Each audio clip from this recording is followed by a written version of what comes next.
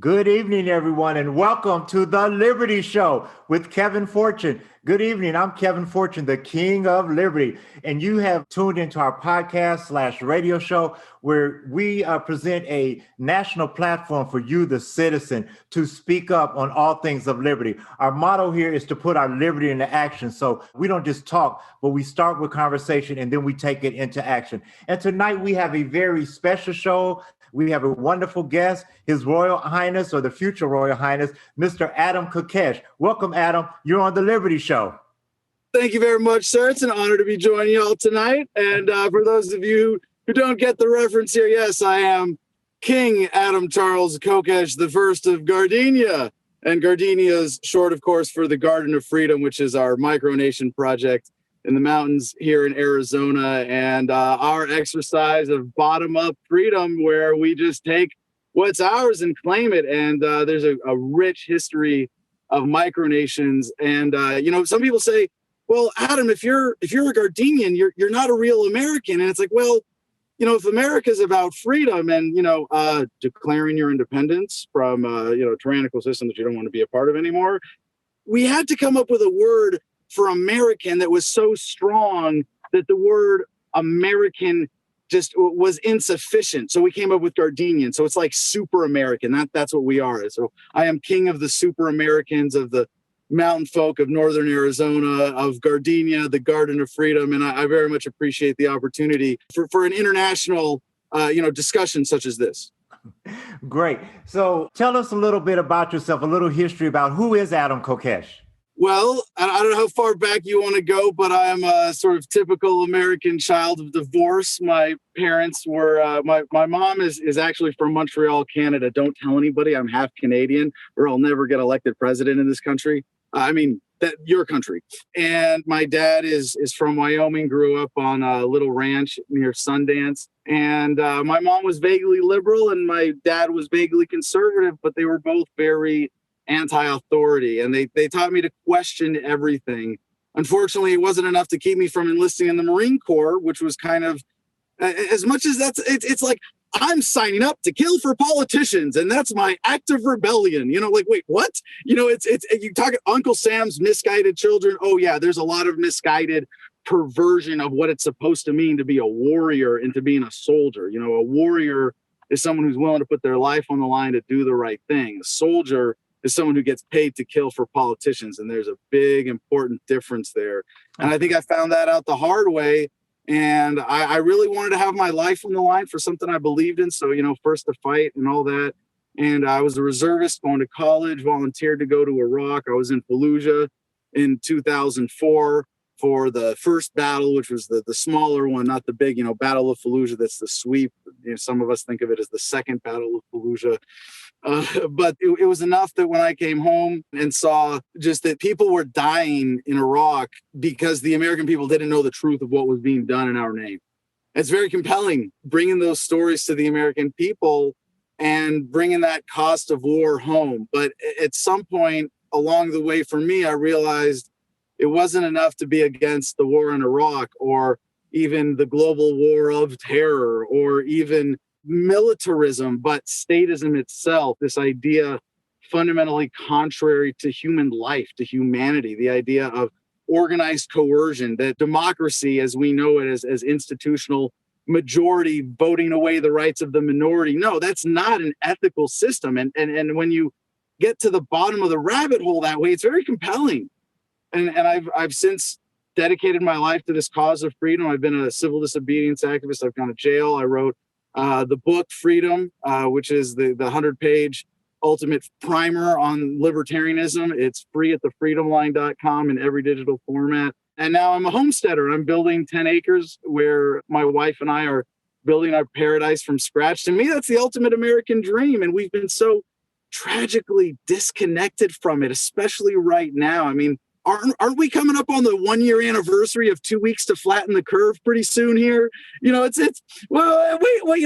we are like, I wear this and I hate that I do this. I mean, I wear a bandana. I wore a bandana before it was cool because I'm a homesteader. I wear it to keep sawdust out of my face. But I love not wearing it and being able to smile at people, just being able to connect. And when you're the only one, like there's so many times I go to Walmart or the grocery store, and I'm the only one not wearing a mask, and I got to say, oh, I'm medically exempt, or, and why am I medically exempt? Oh, I had PTSD. And because I know this whole mask thing is bullshit, I get anxiety from submitting to false authority. And it's really sad how this current state of paranoia, to what extent it's justified, we can debate that. I think it's obvious that it's at least being hugely overblown. The threat of the virus which shall not be named lest we trigger the censors. I've been doing Adam versus the Man as my main media production, first as a radio show, then a TV show with RT, and now independent as a podcast, 2 hours a day, Monday to Friday. And I've been censored on pretty much every platform I've been on. And on YouTube, they say you can't say anything that questions the efficacy of the recommendations of the World Health Organization or local health authorities, even when they contradict each other, even when you're right and they change their mind to your position a week later. Screw you, that's a strike on your channel. And man, I've dealt with so much, but it's also very reaffirming at the same time. You don't catch flack if you're not over the target. And I've been over the target for a while, and dropping truth bombs, making sure that people see what I know you appreciate, Kevin, is the true nature of government as being a coercive, anti-freedom institution that is fundamentally criminal, at least as we know it today. It may have some hope of being salvaged, and we can debate that and strategy forever, but I think we would agree that the most important thing we can dedicate our lives to is fighting this singular greatest source of injustice in the world, and waking people up to that reality, spreading truth, spreading love, spreading knowledge, and helping move humanity forward. Well, I agree with you. That was quite an introduction. I'm good at talking about myself. I was going to say, he's not shy. He loves him. But one thing, Adam, that I like about you, you and people that know me, is I'm about action. And there's so many people who quote are libertarian or liberty minded, and they're good at podcasting and Facebooking and posting on social media. But when it comes to getting off of their behind and actually doing something, but you have done something. You did run for president under the Libertarian Party. And I compliment you. You were one of the first people that actually ran as a real libertarian candidate. You traveled this nation. You really got out there. And that's one reason we're having you on our show, because you are a person of action. Kevin, if I may, I very much appreciate that. And I got to say, the one thing that really made my campaign special, if you ever introduced me as a presidential candidate, I have to say, hold on. I'm not like those other psychopaths who are like actually trying to be president. And I'm not saying I'm not trying to win. We've always been running to win. And I will run as long as the support for this platform continues to build. And I am at least the one that people have confidence in, who believe in this message. I was running for not president. I was running to resign on day one, and as the bankruptcy agent of the federal government of the United States, oversee a bankruptcy process that would allow for a peaceful dissolution and leave us with 50 independent states and up to 562 sovereign native nations as the first step of localization, getting government down to the community level, where it's something that's voluntary, that respects freedom, where you're right as an individual human being to secede if you feel like it, to only be a part of systems that you want to be a part of is respected. That's the goal, and that was the strategic way that I saw it. But I do have to distinguish myself. I'm not going for the ring of power to put it on. I'm going to throw it directly into the fire.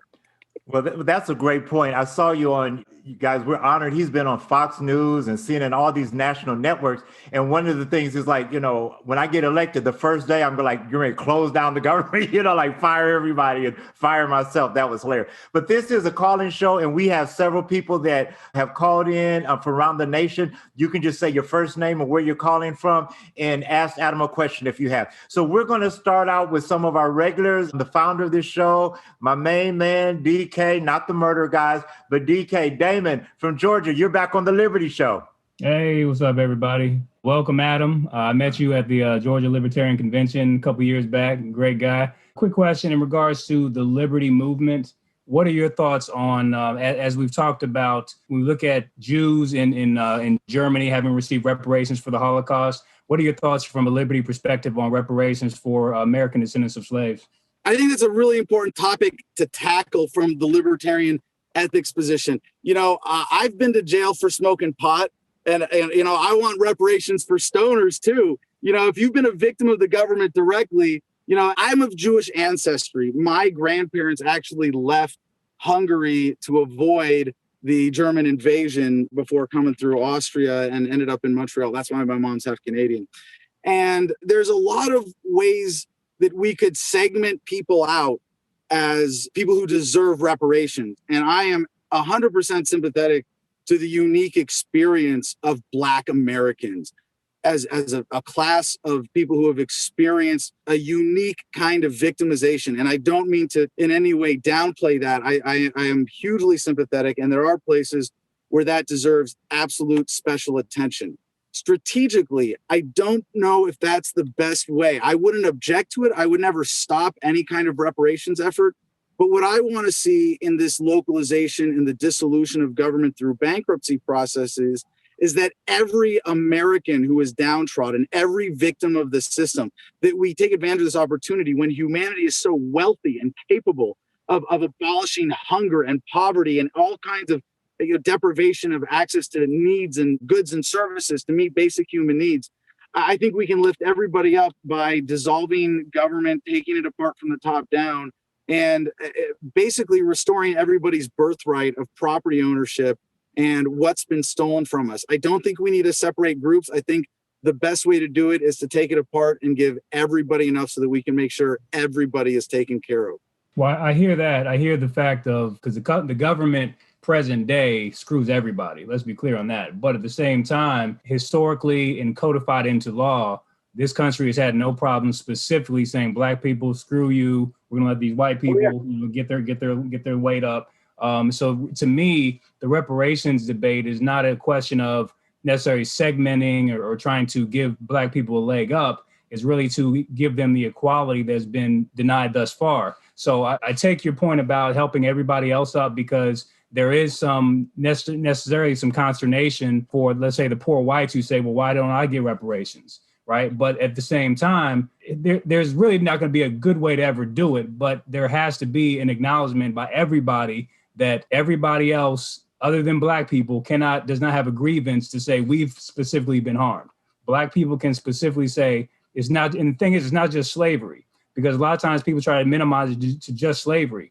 After slavery, it was Jim Crow laws. After Jim Crow laws, it was redlining. So even when Black people had the money to necessarily buy a house, codified into a lot of the HOA covenants, it was said that Black people cannot buy a house in this neighborhood. And that was the government, the state. Oh yeah, no, absolutely. So, like I said, this is why I say, and I do want to say a couple things in response to this, because this is a really important and it is a really sensitive issue for a lot of people, because everybody's got some, well, my ethnic group, well, my experience, this and that, and I love going to jail as a civil disobedience activist and being the only white dude, on a block sometimes, like I have been in New Orleans and in DC. Oh boy. People say, well, how come they're treating you differently? And I go, white privilege, duh. And everybody gets a laugh out of that. So but what I want to say, and just as I think what is a more important note of unity, and like I said, again, I wouldn't stand in the way of any reparations, any money coming out of government going to anybody who can be identified as,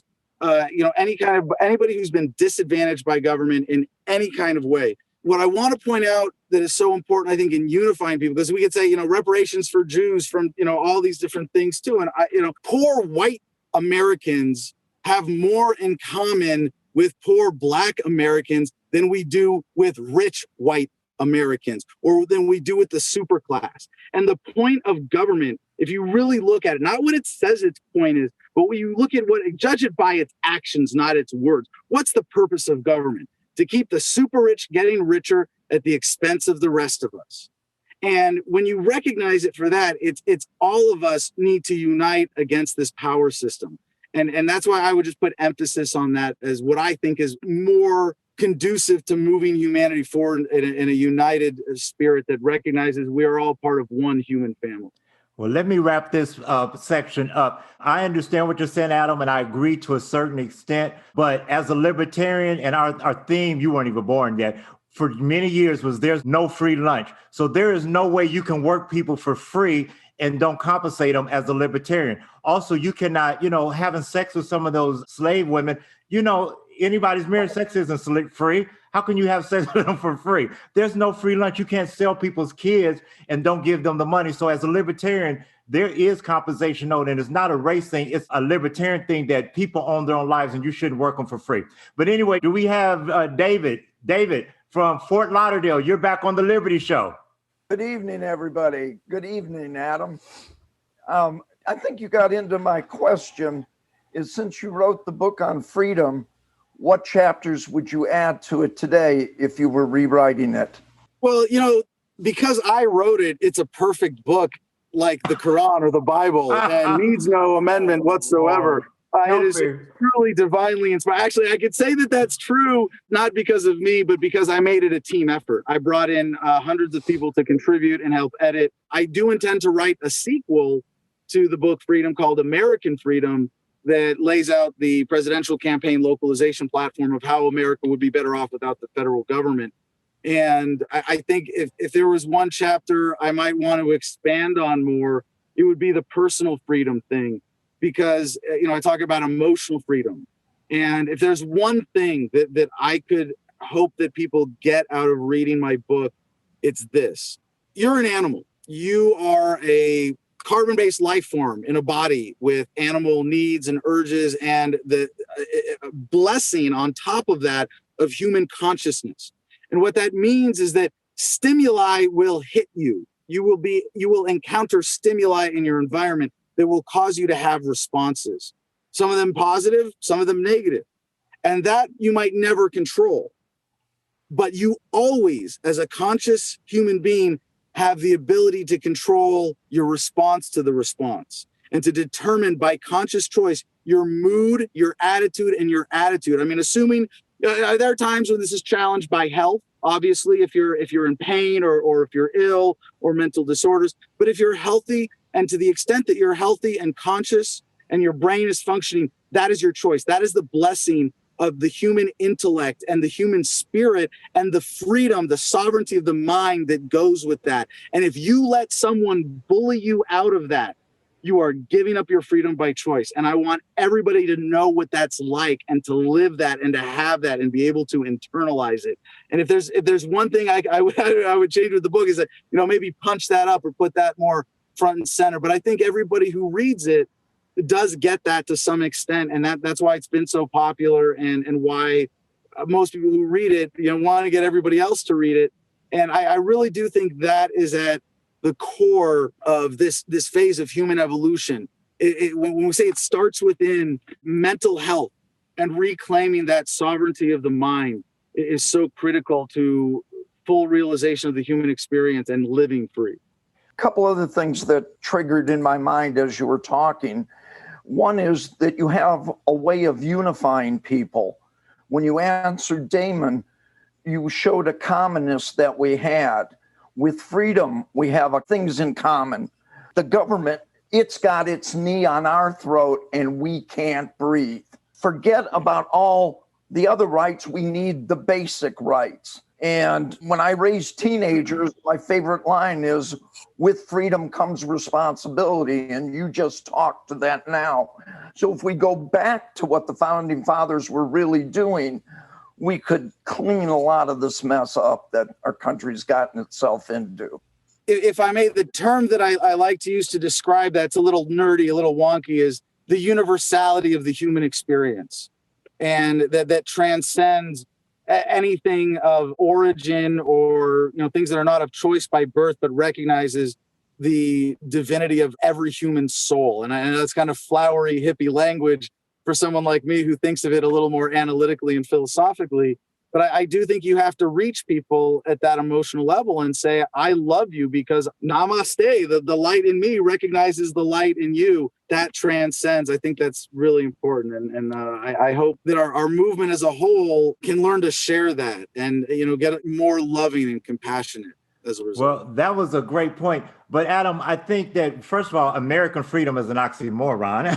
What freedom in America?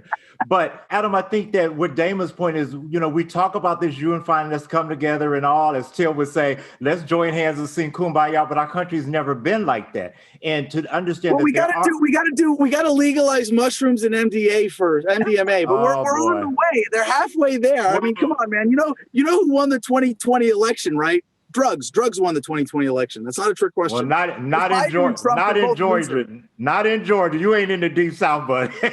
But Adam, we have some questions on the Facebook Live. So Jared, go ahead. We got Anthony, who's asking Adam, what do you think about the Washington insurrection, which was actually our previous podcast topic? Yeah, it was obviously at least a let it happen on purpose staged event of the duopoly drama show. And it's going to be used like every other conflict like this as an excuse to grow government. I say grow vegetables, not government. And when you see some of the footage, this is the capital of the United States of freaking America's government, and they can't secure it against a mob like this. No, that doesn't pass the smell test by a long shot. They couldn't have mustered enough dudes with riot shields and helmets to block the entrances against what really it's calling this an insurrection is an insult to real insurrections. This was a protest that was led into a staged event to create artificial conflict, to suck people back into the duopoly drama. And I'd like to think that, like, along with the drug war, in order for government to protect its primary racket around central banks, they have to let go of the drug war racket. Well, the more they, have to let go, the more people see it as a racket. I'm a big fan of cannabis, mainly because it has a very dangerous side effect. Because we've been lied to about it for so long, you cannot smoke weed and not realize as you're smoking it, the government is totally full of crap. And they don't care about you. They don't care about your freedom. They don't respect your right as a human being to decide what you put in your own body. And while we see this polarization, that's sort of this white hot, I think it's the system getting desperate for attention and drama. And that's why Trump was a viable candidate. And there's a big illusion about the significance and importance of all of this staged drama, and to say, no, just step back, grow your, what you want to be free, plant a garden. You want to be free, buy some land, build a house, live off the grid, live more conscientiously, get out of your corporate, 9 to 5, work for yourself, be an entrepreneur, protect your family from the real threats in the world. That's the revolution, not some staged fake insurrection. Great answer. So now we have another question, but I have a question. This is a quick one for you. Easy. Being a person of the liberty movement, and I do like the word movement because we're working in this together. It's not just the Libertarian Party. It's not just me or you. We work together. But how can we bring more people into it? It has pretty much been an old white rich man's club. How do we get more women? How do we get the gays and lesbians and LGBT community that we fight for in our thing? How do we get more people of color? Almost 50% of the libertarian movement is on this phone call tonight. How do we do that? Yeah, well, a couple things there. I just heard a presentation here. I'm at the Arizona Libertarian Party State Convention, and I should say, so thank you for accommodating me doing this interview from my pickup in the parking lot here in Phoenix. And Mark Victor, Attorney for Freedom, spoke, and he wants to shift the messaging emphasis to what he calls live and let live. And I think that's the kind of thing, adjusting the messaging to speak to that universality of the human experience, to speak past political outcomes and speak to the ethics that motivate us to see the injustice and stand up to the injustice. I also hosted the Black Community Outreach Panel at the 2018 Libertarian National Convention in New Orleans. And we had Cynthia McKinney, former Democrat and Congresswoman and Green Party nominee for president from Georgia, by the way. And we had LaTanya Whittington, who's a Houston cannabis activist, and Maj Touré, who does Black Guns Matter. And one of the things that Maj Touré said really stuck with me is, don't worry about being a dorky white dude reaching out to the Black community or to minorities or, people who are cooler than you. Be confident in your intent. if you're going with intent, if you're going with love, if you're going to connect, if you're going to share a message because you believe it's in the recipient's best interest, you're not manipulating to serve your political ideology, you're genuinely sharing something from a place of love, be confident in that intent. And I think naturally the movement is evolving to that. If I may get racial for a second here, I look at the Black community in America and I am disappointed. And I do think you could say it's a failure of our movement to have not reached out more to the Black community, but it's a particular tragedy because no demographic group has really had a worse experience thanks to the American government than Black Americans. As other than Native Americans, those two, you want to identify big chunks of government victims right there, and that we haven't connected them in a way with how this message speaks to that experience. There's a lot of room for improvement there. One of the things that I value about the localization concept is that right away, dissolving the federal government means every recognized tribe at least automatically gets the opportunity to declare sovereignty and say, yeah, we're out of the system. Give us back our share of what's been stolen from us. And I think giving everybody that, gives us that opportunity. I know that's a lot of big, vague stuff, but one of the things that I'm looking forward to today is Kevin and I think of the people who agree the most philosophically, disagree the most on strategy. And I very much think that, we agree on media production. It's been a big part of my activism, but within the realm of political activism, run for office. And I think the Libertarian Party presents the best opportunity, but I support people running as, Liberty Democrats or Liberty Republicans or Liberty Independents, whatever it is that moves us in that direction. But I think pulling together right now with the Libertarian Party to connect with the general public is one of the best underutilized tools. Well, I'll challenge you on that one at the end of this show. Libertarian Party does not know, they don't know how to connect with the community. So we're going to go on. That's because you're not here teaching us, Kevin. We need all the help we can get. It's your fault. I've been teaching people all over the country. The only thing missing from the Libertarian Party is you. You want to be real? We were there. Everybody on this call was there. But we won't go there. No, but seriously, and that's a great point. And I love, I call it, being the king of liberty, which means being a servant. And I am serving liberty. I teach, ask Damon, I teach them too much. But you've got to want to grow. And everyone is not as open-minded as you, Adam. And I appreciate that. I wasn't joking. It has become an old man, white man's club. And they've got to expand that if they want to see the movement grow. It's changing slowly. And a lot of people, I guess one thing about this slow for me. Fair enough. And I think there are natural reasons why nerdy white male INTJs and Jews like me and Murray Rothbard in particular are going to be naturally among the first to be drawn to this message. And I could pick that apart for hours. But I think right now, at least we've become conscious enough of this that the Libertarian Party, we have a lot of work to do in that regards, but we're an open vessel. We really are. We are very welcoming, very inclusive. And if anything, we have a little bit of voluntary affirmative action. I think, Black candidates, minority candidates in the Libertarian Party get unfair support. I will whine as a white male about this, but I think it's a fair thing. I think it's a good thing because, identity politics is nonsense and it's divisive, but let's use it to our advantage. If there are races where putting up a woman or a person of color is an advantageous way for us to reach people and wake more people up to the message of freedom, hey, I'm open to that strategic argument for sure. Okay, so Adam, we need to move on. We have a question from Louis up in Bloomington, Minnesota. Louis, you're back on the Liberty Show with Adam Kokesh. Hey, Adam, what's up? Hey, good to hear from you. Sorry, it's not so much a question as a brief observation I had, but it's something you said earlier.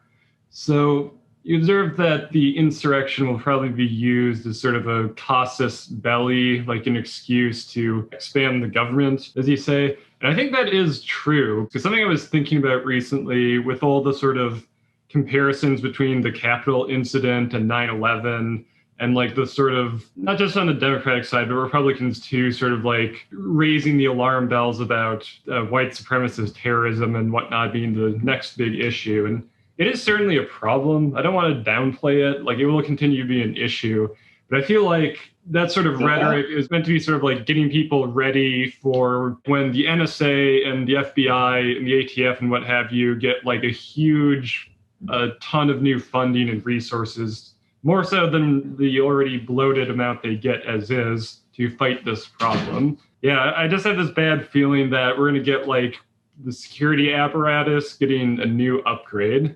I thought that was an interesting observation. Well, let me kick in there before you do, Adam. That's a great point, because he's edging on my subject, and that is government spending. And, you know, for years and years, the government, we talked about this before on our show, how they look for, especially the left, they look for any problem, any victim, and then they just run it in the ground and they just, you know, beg for money for it. So go ahead, Adam. Do you want to respond to that?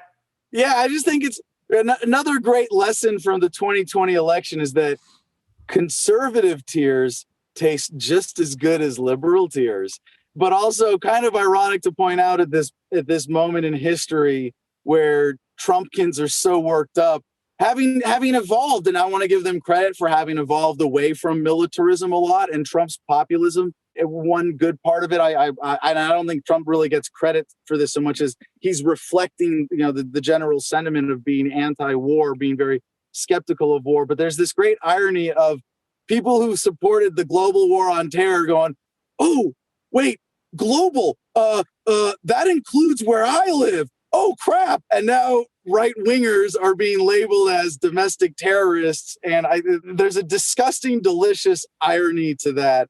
Again, I think, if anything, this is a call to stay truer to the principles of this ethical perspective and the ideals of freedom of creating value rather than conflict. A lot of people right now are afraid to protest because they might be, you know, led into the same thing. And I say, no, you know, be more courageous when you have the time and the occasion to protest and the issue that makes it worthwhile. But take this as a call to be all the more committed to the Gandhian, the MLK Jr. principles of nonviolent confrontation, of sit-ins and taking beatings, not giving them, and de-escalating rather than escalating, and not being someone who's going to avoid conflict, but someone who's going to aggressively, with love and passion, go into conflict and seek to de-escalate. I can't believe, is this the right Adam Kokesh I know, talking about Martin Luther King and Gandhian concept? I mean, I always have been. I didn't. Sometimes I still spoke like a Marine Corps crayon eater. You know, what do you expect, right? I'm still going to curse, but I've gotten past that. I've worked out my anger issues, man. I'm not there. I don't want to fight the state. I don't want to hate it away. I want to reach the people who support it out of insecurity and fear and anger. I want to love them out of those negative emotional states that lead them to support getting rid of your freedom. As my grandmother says, that sounds good on paper. But our nation, loving people is not our forte here. So that's another conversation. Hey, but let me ask you, we'll show you the way in Gardenia. You brought up a really good point, and then we're going to go to Tim. But before we go to Tim, the one thing that I've seen the left really promote is, because of the guns in the Capitol and the shooting, the murders, that we need to get rid of guns. And I know that you were arrested. Was it marching down Washington or Pennsylvania Avenue or something? Not quite, but yeah, at the ironically Freedom Plaza, 2 blocks from the White House. So what do you think about that? Getting rid of disobedience. The left is using this as an excuse to promote, let's get rid of the Second Amendment, get rid of the guns. To me, we need more guns because of it, not less. But it's not. You got to use them. So I think I have as much credibility as anybody to speak on the firearms issue from a position of having supported it. I'm a Marine Corps combat veteran. I understand firearms. I understand security around firearms. I understand the personal security issues. I was in civil affairs in Iraq, so even at that level of security, working with VIPs in a combat zone, what it means, in street security, individual security. And I 100% support property rights. You don't need gun rights. You have property rights. You own yourself. You have the right to own property. You have a right to own a piece of metal in any shape you want, and no one has a right to come in and interfere with that whatsoever. But you also have the right to ban firearms or certain kinds of weapons on your property if you want.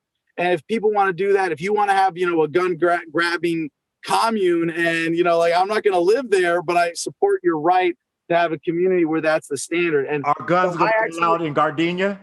Well, oh, absolutely. But I'm a big advocate of non-lethal weapons. Some places this is illegal for me as a felon, but I carry pepper spray. And when I did carry firearms, I would have considered it irresponsible to carry a firearm without having some non-lethal way of escalating force up to that, because I think it better addresses a lot of immediate security situations. Okay. So I think, eventually we're going to get to Star Trek phasers, where you can, set phaser to stun and shoot someone in the pinky toe and disable them and preserve the value of their life. Think about how many people are killed by cops every year. That's one place especially you want de-escalation, and you want a conscientious ethical application of force in a defensive, protective way. I want cops. I know this is going to sound scary coming from a libertarian. Not going to surprise you, Kevin. I want cops in America today to have drones that drop cargo nets on people. You understand why? Because if they can do that, if they can drop a cargo net on any American at any time by just pointing like a laser at them, there's no excuse for them to ever shoot anybody.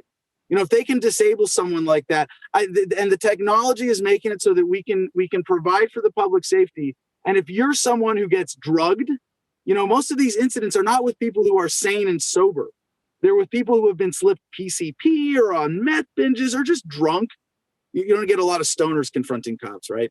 But if you get into that situation and someone has or you've lost control, whether it's your fault or not, you want the people responsible for public safety in your area to be able to de-escalate and use non-lethal means of securing somebody. In that sense, I think firearms, while you have an absolute right, they need to be calculated into that whole security calculation that is really, you have to remain attuned to its primary purpose, which is to protect life, to preserve value.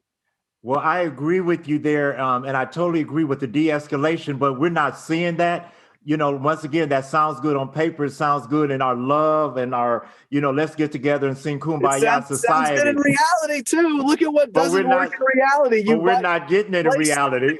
Win stupid prizes. You got to get out of Gardenia more often. But anyway, we need to move on. We have a question from Miss Jackie up in Philly, and then we need to get Tim on our show. So Miss Jackie, you're back on the Liberty Show.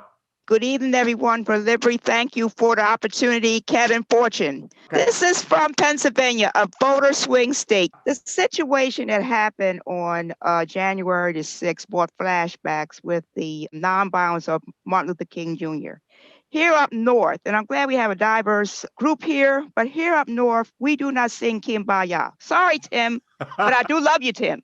We up in the north has oppression, and every time our social action group mention it, we get silenced by civil disobedience. I understand where you're coming from, Adam, but that's the way it is up north. Up north, we realize the more you educate, you can become the authentic libertarian.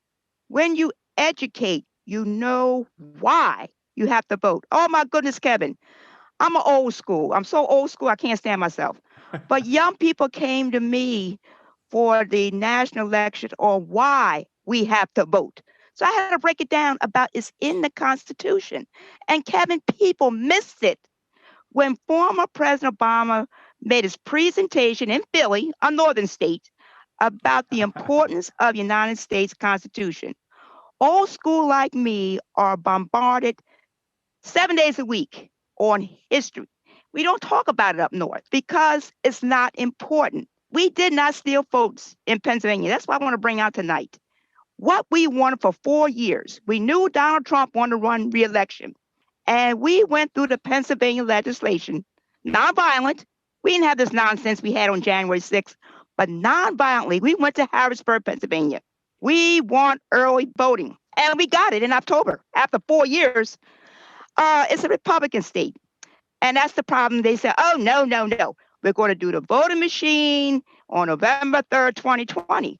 And as old school said, no, Republicans or Mr. Republican, we want early voting. Got it in October. Pennsylvania went over the hump to get Donald Trump out. What happened was the supporters of Donald Trump said it was a stolen election. What we Pennsylvanians did, we sent the problem down to Georgia where you had to count your votes 3 times. Now the supporters are down in Florida, and I'm happy. Thank you for the opportunity, Kevin Fortune, and please keep me on. Good night. Thank you, Miss Jackie. We're always wonderful to hear from you guys. And we love hearing from you guys. Just a reminder, you're on the Liberty Show podcast as well as the radio show. Shout out to our listeners in Rochester, New York. Next, we have, before Tim comes in, Patrick from down in Florida has a question. So Patrick, welcome, friend. You're back on the Liberty Show. Well, thank you for having me. And Adam, you've been great. I'm going to read that book. Just a quick question about censorship. I agree a lot with what Louis had said. I feel like we are setting the table for a domestic war on terror, or a Patriot Act 2.0, if you will. Jackie made some good points about the importance of education and how do you do that in what I feel is just this march towards massive censorship. You just can't speak your mind. So I'm going to leave it open because I really like what you're saying. Well, no, thanks. And that's a very thought-provoking question. It's a very important one. And I love that. It's a big part of what I do. And I know Kevin and I, in both of our media productions, I think part of the value that we bring is asking some of these bigger, semi-abstract, medium-term, long-term analyses types of questions. And what is the effect of this censorship wave that we're experiencing right now? I think if you look at the historical examples of where government has run away with censorship, it's been a part of their process of losing control. Look at the Soviet Union. Look at even like the examples with where we've had hyperinflation with currency, where there have been efforts of censorship around, the currency's just fine, government's just fine, everything's under control. There's always been a ramping up of censorship when government needed to compensate for losing control. And while it can have short-term effects, it always backfires in the long run. Part of this is just the Streisand effect. Barbara Streisand. If you don't know the Streisand effect, there's a great little Wikipedia article on how, there was some photograph of her mansion on the coast in California, and she tried to bury some report of it being some environmental violation, and it just brought more attention to it. And I think that what we're seeing right now, from my experience, it's not just scary, it's taken my livelihood. You look at my experience on YouTube, when I had 50,000 subscribers, 10 years ago almost, my baseline view count per video was 5,000 views. Now I have over 250,000 subs, and sometimes I get videos that don't even get 500. And you go, the way the more success I have with tweets getting retweeted, somehow the more I lose followers on Twitter. And I'm not saying crazy offensive stuff, just pretty basic libertarian, messaging. And it's very easy. And I know Kevin's got enough experience with this. And I know Miles too, even with his work in media, where there's no way to do what we do and not have some emotional attachment. And that's it. Again, back to this point of emotional sovereignty, of mental, psychological sovereignty, of choosing your mood and your attitude. It's really easy to be discouraged and be, oh man, they censored me. I can't reach my subscribers. I'm like speaking into the dark now. But you know what? They can't stop us from reaching people. And like I said, if you're not catching flack, you're not over the target. So I am honored to be the one my producer calls the most shadow banned channel on YouTube. Good point. But what are we calling censorship? Because sometimes some people say things that are inappropriate and they need to be dealt with. Now, you have the liberty also to be wrong. And some people are just wrong.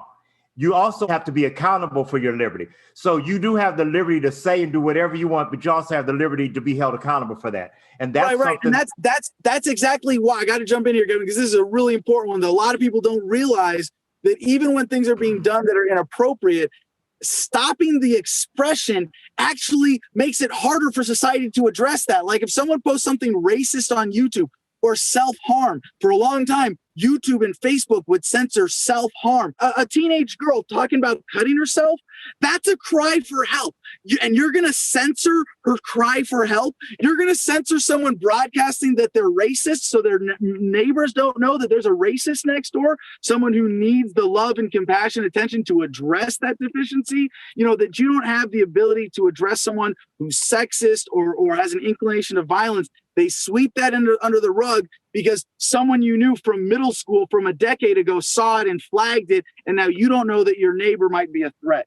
that censorship, just you got to be really strong on that principle and say, unless you're making a threat, unless you're committing a fraud and your communication itself is a violation, we need to be really careful and really stand firm to say no to censorship in all forms. Well, I'm glad that you did say if you're making a threat, because I know that some of the stuff that recently was taken off of Parler, they actually, put it on the national news, some of the actual print. And, the one guy that just got elected here, Raphael Warnock, there were people wanting to kill him and threatening, and they actually arrested some people for that. So the one thing that we've mentioned here so many times is that you, as a libertarian, you have the liberty to do what you want until it harms someone else. So, but now we're going to go on to my main man who's going to straighten Adam out.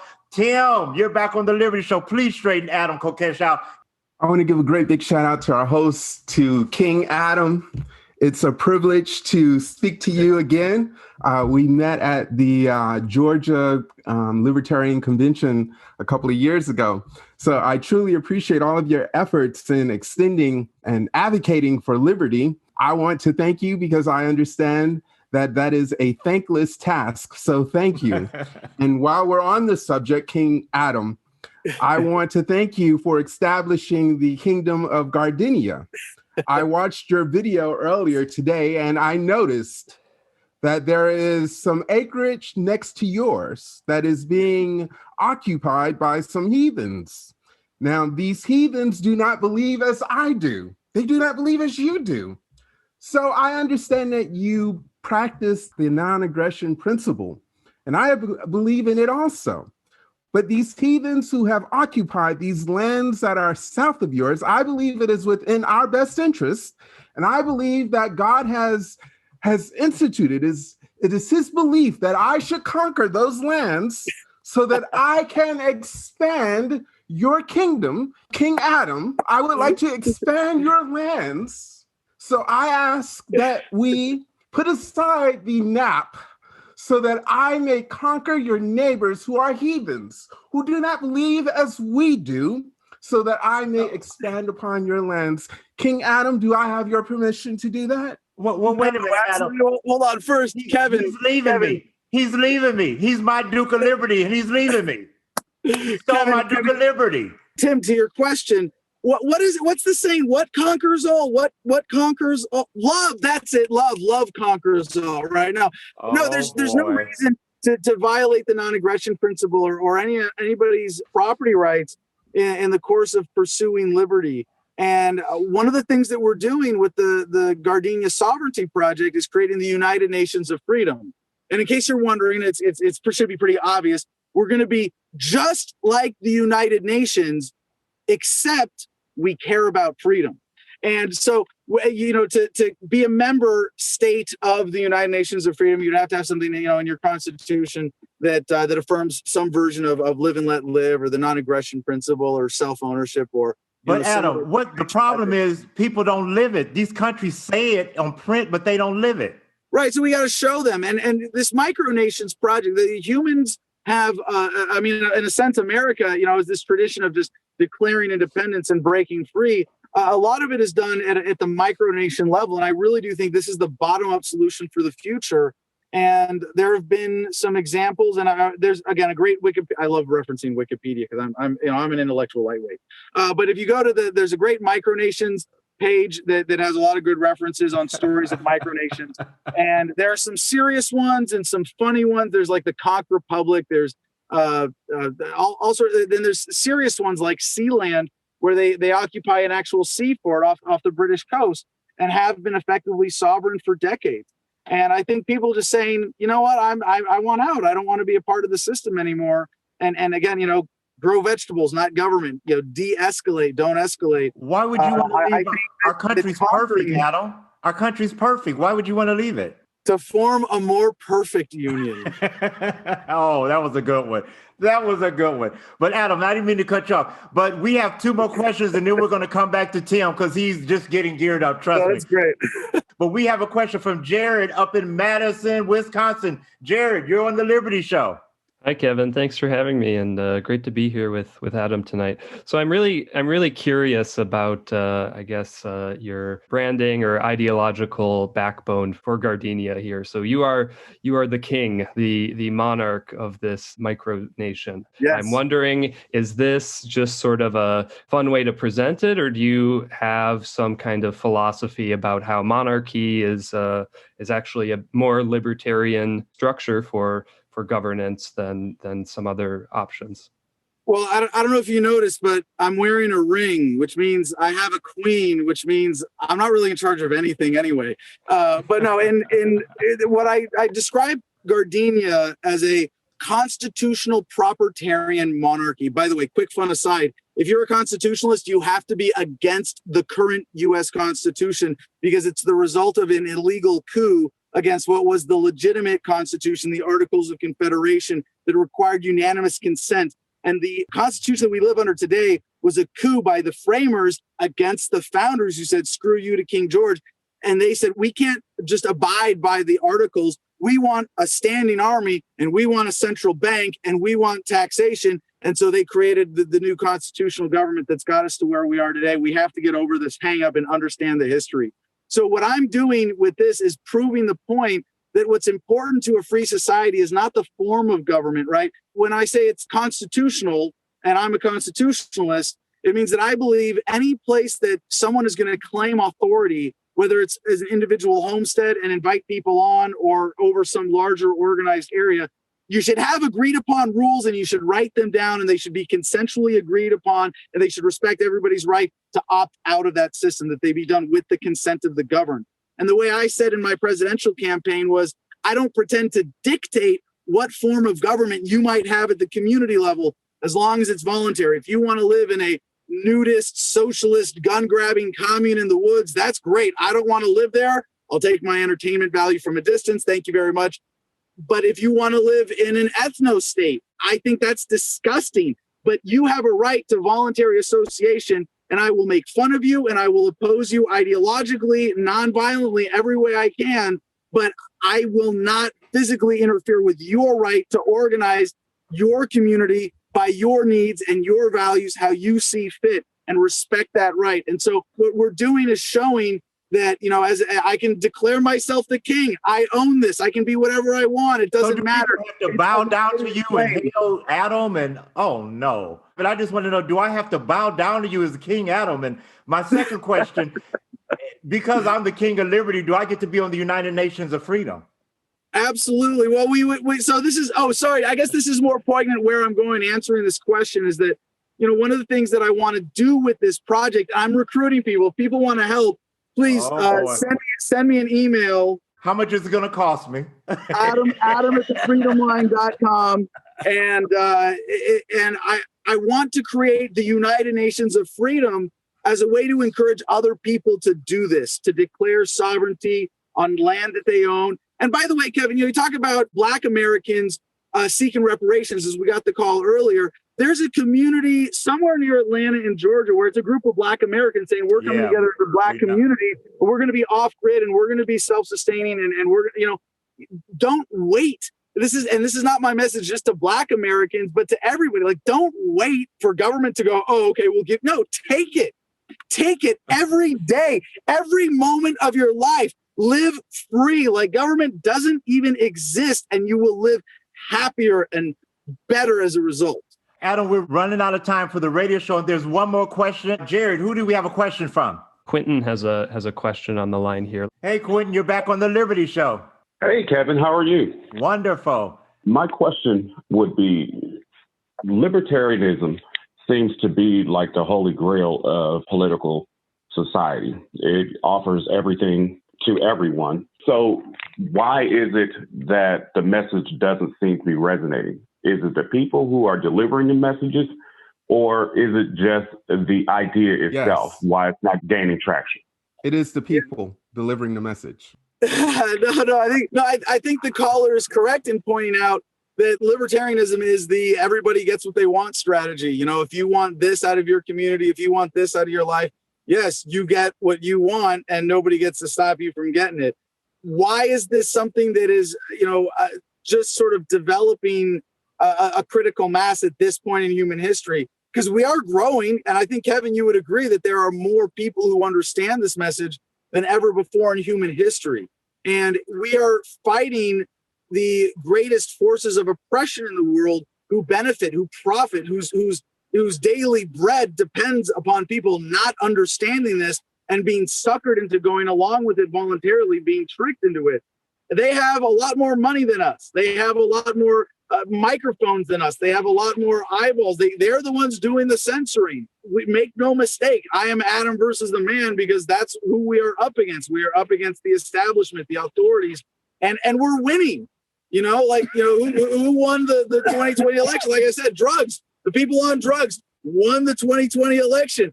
They are losing ground, and it's tempting. And I think that the question has a false premise built into it, which is that we're losing. No, we are slowly winning and evolving humanity to the next phase of not succumbing to this racket. You've been smoking, Adam, if we're winning. But anyway, Adam, so this was a really great question, Quentin. We want to really talk about that, because I agree with you that we are making some momentum, but I think that Quentin's question is so on target. And I want some other people like Tim and Damon and different ones who have experienced this liberty movement with me for a while to talk about some of the issues why we are not being as successful as we can. But first of all, the message, the libertarian message, is starting to be very cloudy and disclouded, muddied up. Because a lot of people are using their violence, using their, I don't want to cooperate, and putting it with libertarianism, and we're not getting real libertarianism. So does anybody want to comment on that? So, like I said, I met Adam at the Georgia convention, Libertarian convention, a couple years back, and the comments I'm about to say are excluding Adam, because Adam is he's a very congenial guy, very good guy. But for the most part, if we acted like Adam Kokesh never existed, most of the libertarians that you come across, politics is like a popularity contest in high school.